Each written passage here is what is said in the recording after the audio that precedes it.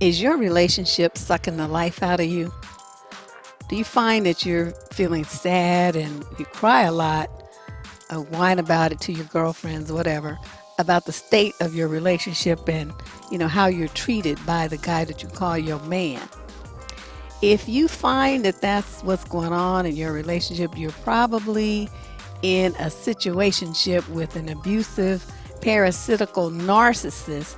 He's using you for whatever he can get out of you. These dudes use every single trick in the book to keep you around just so they can keep using you. And over the next few weeks, as promised, now that I'm not coughing so much and better, I'm going to be putting up a series of videos that address the manipulative tactics of narcissists. And I think it's very important that women understand this, what manipulation is, what it looks like, how it plays out in your relationships, and how very focused these guys are on getting control of you and getting you to do what it is that they want you to do. In this video, I'm talking about the parasite type of guy who is basically a bloodsucker. Now, other guys are manipulative, but they have a different goal. It might be, about some booty, a place to stay, this and that. And even though they may be a parasite too, they may actually be a contributor. He may work and he may do his fair share of everything, but he still manipulated you into doing that. So, there's a slight difference, and I'm going to try to cover all of the different angles as I go through this series. I anticipate there's going to be, at least 5 or 6 videos, maybe more, because I don't want to make them too long. So let's get started. Now, to me, a parasitical relationship with a narcissist is a relationship that benefits the parasite. Just like if it's a leech, a mosquito, anything else that sucks blood out of you, fleas, all of those are considered to be parasites because they are extracting what they need to live from the host, which is you. So while this guy is calling himself being in a relationship with you, that's the fantasy under which you are living, he is sucking the life and the joy and everything else out of you. And as his narcissistic supply, which is you find that you're giving everything to this man and not getting much back. That means that the relationship is very one-sided. It's like you're giving to him and he's taking. And he always has an excuse for why he's not going to give to you and give you what you want and do what you want, supply you with the consideration, thoughtfulness, the money, whatever it is that you need from him. He's not going to give it to you, and you always have some kind of little dance around excuse. Now, what happened today, this, as I said a couple of weeks ago, this was a series that's been in the making. But I happened to wander through the wall today and saw that Black Obsidian had made an interesting post that tied right into this show. And in it, she was addressing one of the other posters, and she said, women keep men alive and relevant. If women starve men of attention and affection, they kill each other or themselves. A parasite needs to live off the host if he wants to stay alive, but it's costing women and children their entire well-being. It's not worth it. And then she put a laugh, LOL. Let them die. And, I was like, wow, was she meeting my mind? Because this was something I wanted to do over the weekend, but I was just too sick, coughing too much. It just was not going to happen. And, but this is what I'm doing today. And her thoughts and mine were in sync. It's like she was reading my mind. But this is what I think women need to understand. You think of these guys like you're helping them, like you being a helpmeet. You got your man's back, you holding them down, you doing all these kind of things. But what you really are is being host to a parasite. And as I go through this show, I hope you get a better understanding of your role and how misinformed you are about what you're supposed to be doing. You are the woman. He is supposed to be doing for you, taking care of you, supporting you, and you in turn support him too. But this should not be a one-sided thing where you're doing all the giving, all the caretaking, all the filling of needs, meeting of needs, and he's not doing anything for you. I mean, what are you guys doing in these kind of relationships? I just don't get it. So I want to go through some, I don't know, I'm going to tips, ideas, whatever you want to call them, to kind of guide you to think about the relationship that you're in and to determine if it's a parasitical one with a manipulative narcissist or what, what's going on there. So this will give you some guidelines and kind of focus your thinking so that you can figure this out. So let's move on. Now, if you are with a guy who fits this description, you will notice that he falls under the category of abusive. Usually they're emotionally and verbally abusive. What they use are tactics like guilt, manipulation, which, like I said, will be the whole series that we're doing coming up.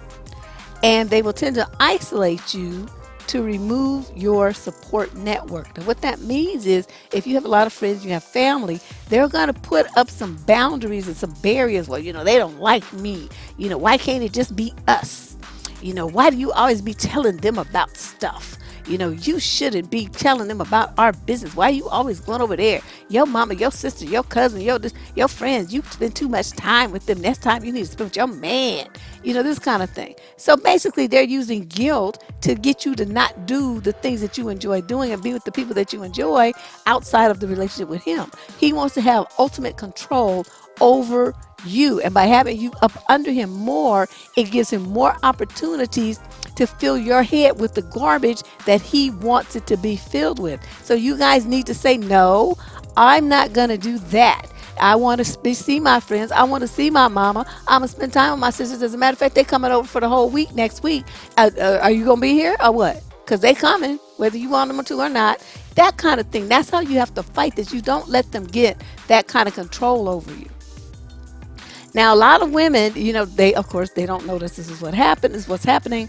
And so you always saying you sorry and you walking around, trying to figure out what to say, what not to say, because you just basically just want him to shut up. So you always on edge, trying to like watch him and see what kind of mood he's in so you know what to say or what not to say because you don't want to trigger him.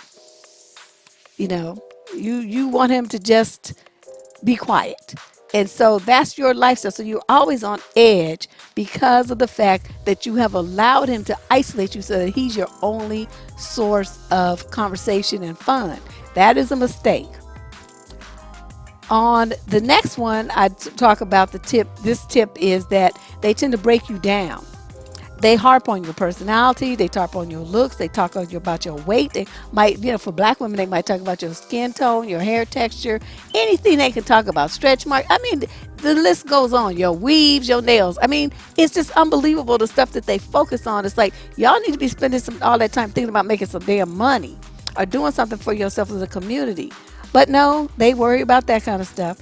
And then they make you feel bad about what you can do, your education, your goals. I mean, it's anything they can do to pick you apart and try to make you feel bad about the things that make you you, the things that make you proud about yourself, the things that bring you accolades and acknowledgement and rewards out in the world. Oh no, to him that's nothing, that's garbage, that don't mean nothing, ain't no man wanting you for that. Those are the kind of things that they say, and women who are not aware of what's going on will fall prey to that kind of thing and accept that as normal. And so here they go like, well, maybe I shouldn't be this wonderful, maybe I shouldn't go there, maybe I shouldn't get to second degree, maybe I shouldn't like try for this promotion because he's not gonna like it. And that if you're single, you're gonna be like, well, that's going to make men not want me. You should be like, good, because these are knuckleheads that you're trying to appease. They don't have, why would you do that? Why would you let somebody take your self-esteem like that? Because that's one thing that they also do is, any mistake that you made, they going to go into the Wayback Machine and bring up some shit that happened in 1992 and talk about it when you getting on his butt about what he didn't do yesterday. So, well, what about that time when you did such and such? And well, I was 10 when that happened. What are you talking about? Excuse me, I'm still coughing. So, this is just something that you need to think about. I just want to bring that to your attention. Another point that's really interesting is that even after all of that, he's hurt your feelings, he's, threatened you, he's attacked you, he's criticized you. Will he ever apologize? Will he, take any responsibility for what he did and what he said? Nope. So this is something you also have to think about. Is that the kind of relationship that you want? Is that the man that you want? You also notice in your relationship that the distribution of labor and the energy input into the relationship is very skewed, is very heavy in your direction, because it's like no matter how much you ask him, for help, or yeah, I need you to do this, I need you to do that. Well, babe, you promised to do this, that, you promised to do that. Okay, oh yeah, what you're asking him for help, you're begging him for help, you're telling him where you are. It's just overwhelming for you. And he, gives some lip service to it. Oh yeah, yeah, baby, I'll do it. Yeah, don't worry about it. Yeah, but it never happens.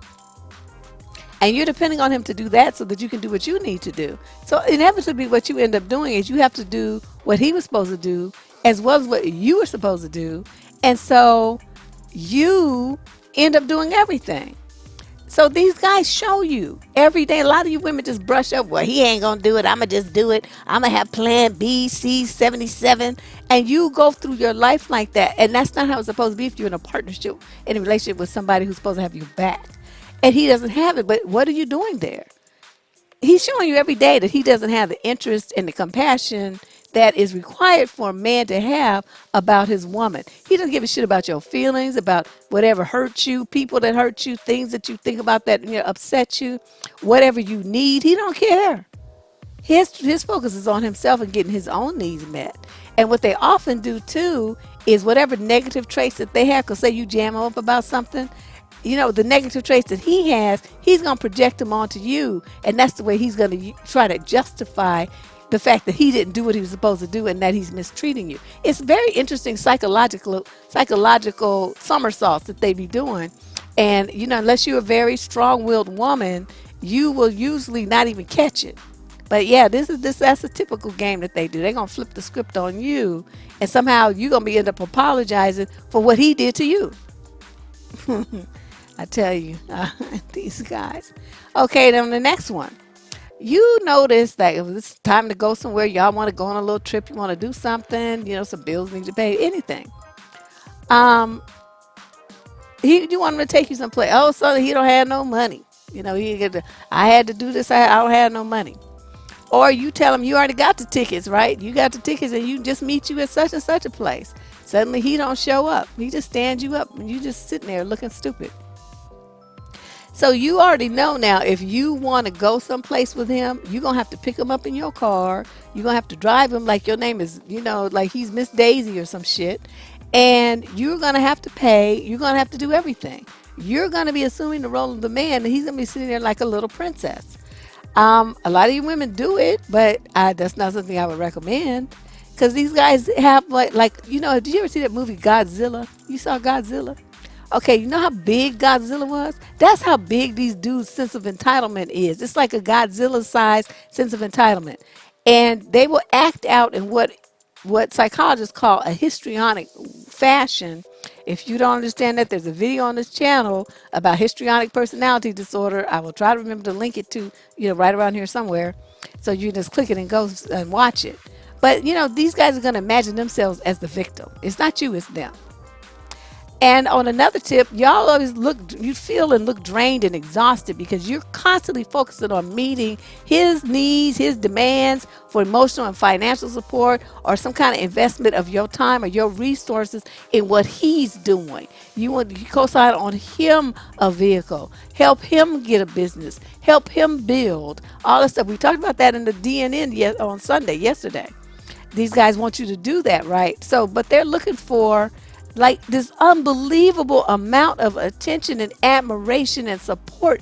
They're like a puppy or maybe a toddler or something, they're childlike in its intensity. And keep in mind, this ain't your husband. Thank Jesus it's not. So you can get away, because this is something that you don't want to be tied to. That's why I'm trying to pull your coat. This is not a man who's qualified to be anybody's husband. He's a knucklehead. Okay? Now let's move on. One of the key things that they do is demand that a woman make them happy somehow. It's up to you to read Cosmo and come up with all these tricks, and techniques and stuff, new things to keep him interested so he won't, quote, go run around and cheat, right? A lot of you have that terror that you have to do all this stuff. You have to keep your body perfect. You have to wear all these special lingerie from Victoria's Secrets. So you jump through hoops to be and to say and to wear and to cook and to look like whatever it is that he says that he likes his woman to look like. No matter if that matches your view of yourself or not. You want his approval. And so you do whatever it is that he's, his fantasy in his head. Whatever he says, you jumped around to try to make that a reality. But what happens is, at some point a woman's going to wise up. And you find that if you disagree with him, you argue back with him, you tell him no, he's going to retaliate. He's going to be, raging at you, slamming doors, throwing stuff, punching holes in walls, acting all stupid to try to intimidate you. Or he's going to pout around and not talk to you and stuff to, quote, punish you. Now, we talked about this recently in a video where the guy that I was doing the video about advised other males to punish a woman with indifference. That video, that's the title of it. Punish her with indifference, if you want to see that nonsense. And so, these guys hope that if they try to punish you by not talking to you and doing all the stuff, that you're going to go into this tailspin wanting his attention to get again and do all the stuff that he wants you to do. In reality, you should tell him to kiss the brown round and go on about his business somewhere, because you're never going to do that. And if you don't like it, too bad. He can go find somebody else that'll do it, because it's not you. On this one, a lot of you are fearful of what may happen if you don't give him what he wants. He's threatening you, right? If you don't give it to me, somebody else will. I can get it. I don't need you. I can do that, man. That ain't what women's supposed to do. I'm your king. I'm that. Okay, they feed you with all that drag and drama. And some of you who are young and naive, you don't know any better. I'm not saying you're dumb. I'm saying you're young and naive. Because when you get to be an older woman, you know all these games. That's why they don't be fucking with us like that, because they know we're going to shoot them down. But, these guys are, they want to threaten you with loss of the relationship or with some other woman, because they know that's going to make you fearful. I'm like, well, if that's what you want to do, here, let me help you pack so you can get over there faster. Let's not dilly-dally, lad. Chop, chop. Okay, that's me. I don't care. Don't even try to fix your lips to threaten me with that stuff, because I will kick you out into the snow. I don't care. The rain, sleet, hail, whatever. You getting out of here? Okay. So, a lot of them will compare you with their exes and, she was so great. Well, then why ain't you back over there with her if she was so wonderful? You see what I mean? They try to do that. They try those mind games with you. Are they constantly telling you how other people think you should be doing more or better? Or they want to use religion against you, so it seems like God is his homeboy, partner, his road dog. And, God said that you're supposed to do this and that. So anyway, whatever tool he's going to use is basically designed to skew the relationship in his favor. And then my final tip for you is to be aware of the fact that in reality, he isn't really doing much of anything to do it. He's not trying to build a relationship or make you go tighter or nurture it or do anything. His thing is on the initial conquest. So once he feels like he's got you, and he's got you in a position where you've given him whatever it is that he wants, and it could be booty, it could be a place to live, it could be a baby, because if you were like a mover and a shaker, and he feels like he can clip your wings and mess you up, and this sociopath is going to do that. So y'all need to keep your BC tight, okay? And do not be letting these dudes talk you into doing nothing without the proper protection, okay? Be responsible for yourself. Do not let them do that to you, especially if you're young and you on the way up. They're going to really try to mess you up. It's like their goal or something. These guys are really sick. So, you got to understand that they're going to try to do everything they can to keep you on the hook while he doesn't really do anything. He's going to use these terms like, a real woman, a strong woman, and tell you how other women are weak or demanding or shallow, and how they would get rid of him for not being perfect and not giving a brother a chance. And you, however, you are different, because you down with a brother and you wouldn't do him like that. You've proven your loyalty. You a real woman. Okay, all that, just don't fall for that. That's just some game and dragging drama to get you doing what he wants to do.